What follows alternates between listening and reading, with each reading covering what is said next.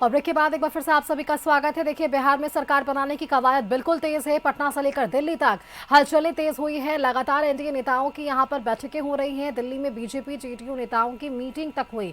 Meeting में Amit Shah, JP Nadda शामिल हुए। ललन सिंह, संजय झा भी इस मीटिंग में शामिल थे। पटना में सीएम नीतीश से यहां पर कई बड़े नेताओं की मुलाकात हो रही है। चिराग पासवान, नित्यानंद राय ने भी वहां पर मुलाकात की है। उपेंद्र कुशवाहा ने भी नीतीश से मुलाकात की और अन्य बड़े नेता लगातार नीतीश से मुलाकात कर रहे हैं।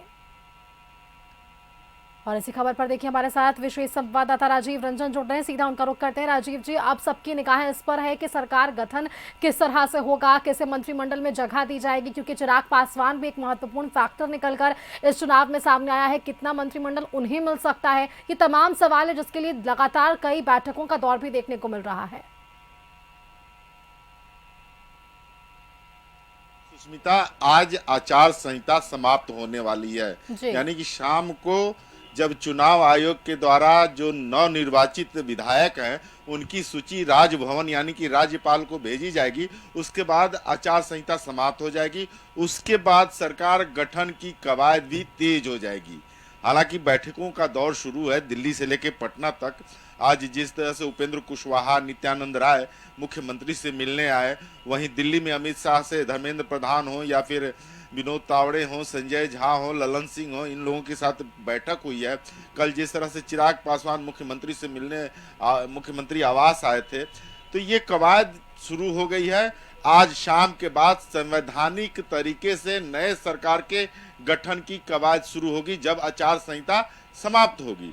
रह गई बात कि विरोधी खेमे में भी बैठकों का दौर शुरू होने वाला है। कल जिस तरह से 17 तारीख को तेजस्वी यादव अब अपने नवनिर्वाचित विधायकों के साथ अपने नेता प्रतिपक्ष के आवास एक पोलो रोड में बैठक करेंगे 11 बजे से, तो ये सारी चीजें होनी है। रह गई बात कि अब तो इसमें कहीं से भी कोताही नहीं है या फिर कहीं से भी असमंजस की स्थिति नहीं है कि किसकी सरकार बनेगी, एनडीए की सरकार बनेगी। अब कल क्या होता है कि कल जिस तरह से सारी बातें आएंगी, सारे लिस्ट आ जाएंगे, सारे विधायकों के लिस्ट जारी हो जाएगा, उसके बाद जब बैठकों का दौर शुरू होगा उसमें नेता चुना जाएगा। जी। ये जो सारी चीजें कवायद होती है तो नेता सबसे पहले चुना जाता है। तो जब एनडीए घटक दल के पहले सभी जो एनडीए के पांचों घटक दल है उनकी अलग अलग विधायकों की बैठक होगी। उसके बाद जब वो संयुक्त रूप से एनडीए की बैठक होगी तो उसमें नेता चुने जाएंगे और नेता संभवतः नीतीश कुमार ही चुने जाएंगे। जब नीतीश कुमार नेता चुने जाएंगे तब वो राजभवन जाएंगे, राजभवन जाकर के अपना इस्तीफा देंगे और नए सरकार के गठन के लिए जो आंकड़े हैं, जो नंबर हैं, वो देंगे राजभवन को, राज्यपाल महोदय को कि मैं अब इस्तीफा दे रहा हूं और नई सरकार के गठन के लिए प्रस्ताव भी दे रहा हूं। आप इसको स्वीकार करिए और मुझे ओथ दिलाने के लिए समय तिथि सब तय करिए। तो ये चलेगा। लेकिन अभी चूंकि आज तक आचार संहिता लागू है तो कल से सभी विधायकों की, सभी पार्टियों की बैठक शुरू होगी।